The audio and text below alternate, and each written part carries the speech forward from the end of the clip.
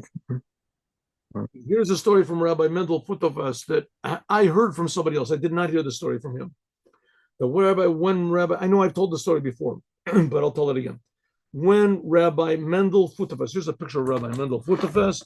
I have on the wall. See, here's a picture of him close. It's sort of that's a picture of him, and he sat in Siberia, I think, for 7 years. I think he sat in Siberia in hard work, and in that time, he heard some very interesting stories because Stalin threw everybody that he even thought might think against him, threw him into prison. So among the people that he threw in were the people that were in the Tsar's army and navy. So one of the people that was there in the Tsar's navy, so when the night times came, so they didn't have what to do. They didn't want them to go out. They worked like chopping wood or whatever. Anyway, so he heard stories. Rabbi Mendel heard stories. One of the stories that he heard was from a deep sea diver that claimed that he had been a deep sea diver in the Tsar's navy. Now, in those days, a deep sea diver, they didn't have the oxygen balloons, the tanks, oxygen tanks. They would lower the person down, and they would have a tube, and the tube would go up to the top, and they would pump air in. So he said, what they used to do is, what they would use these deep sea divers for is once in a while, a ship would sink. And when a ship would sink from the Tsar's navy, so it had on it, guns and cannons and also machinery and things like that. So they would want to salvage it. But how could you pull up a ship that sank in the sea? So they would bring 2 special ships above that ship where the ship sank. They would find the place where the ship sank, and they would locate that place, and they would bring 2 ships on the water above that, and each ship would have a big chain, and they would with a big hook on the end of it, and they would lower these 2 chains down, and then the deep sea diver, he would go under into the water, and he would hook up one chain to the front of the boat and one chain to the end of this ship, whatever. I guess there was a place to hook it on. And they would lift the ship up, the 2 ships, they would lift up the sunken ship enough that they could drag it under the water, and they would bring it to the docks, and then they would bring it up from above the water, I guess, and then they would fix it up, whatever. They would salvage what they could or fix it up. But sometimes a ship would sink, and it would be under the water for like a month, 2 months, whatever, and rust would set in. This is all the deep sea diver is telling us.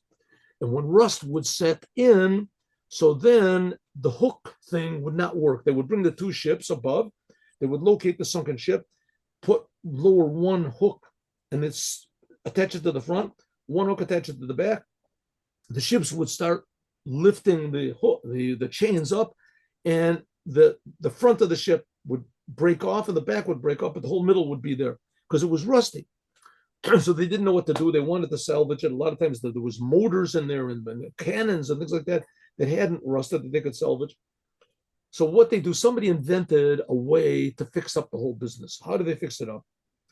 They took a plate of iron, thin iron, and they attached to this plate like 500 iron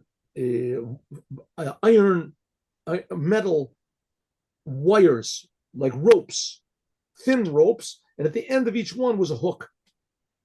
And then they would put a big rubber mat on top of this metal plate. The plate was like the size of a ship, a metal plate. They would put a big rubber mat on the top. They would put a rubber mat on the bottom, make holes where these little ropes could come down through, and they would seal them. Then they would seal the 2 rubber mats together on the sides and lower the whole thing down. Right? They would bring it on the ship. They would lower it down into the water on the sunken ship. And then the deep sea diver would hook all these 500 little hooks to different places on the ship. And then they had another thing, like a pump. And they would pump air into these 2 rubber things so that it was like a balloon. and was let, and it would lift up, and then it was easy to lift up the whole ship. The whole ship could be lifted up then equally, equally. Then they would pull this whole big mat up so that there would evenly be spread the pressure over the whole entire thing. They would lift it up and then they would bring it in. And that's how they would save the ship. So Rav Mendel said that he heard this story from the deep sea diver and he never understood what was the purpose. Everything that he saw and everything that he heard when he was in Siberia, and that should be, we should do that also with ourselves.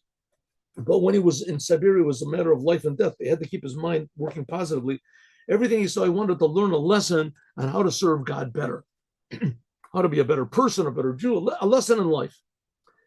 And this, with the math, he couldn't figure out what the lesson was until he came to Kfar Chabad, and then he was like the head of the yeshiva for a while in Kfar Chabad, and then all of a sudden it snapped. He realized what it was. The Rebbe, right before the 6-Day War, he came out with the tefillin, mivtza tefillin.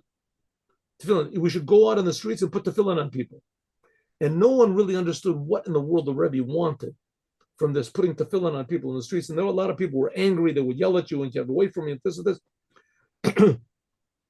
Now it's different. But when it started, nobody knew what it was. So Rav Mendel said, now I understand why the Rebbe wants to put on tefillin on everyone in the street. It's like the deep sea diver. That's what I learned from the deep sea diver. You can't just lift one person up. All the Jewish people have been under the water, turbulent waters of exile for too long. They're separated one from the other. But if you hook on each and every Jew with tefillin, then when Mashiach comes, everybody will know what he's talking about, what a Jew is, what it means to do commandments, what it means to come to Israel, to Holy Temple, the physical world, how precious it is. With the tefillin, it'll link everybody up, and then Mashiach, what is it? Ruach Hapeinu Mashiach Hashem. It's a sentence in the beginning of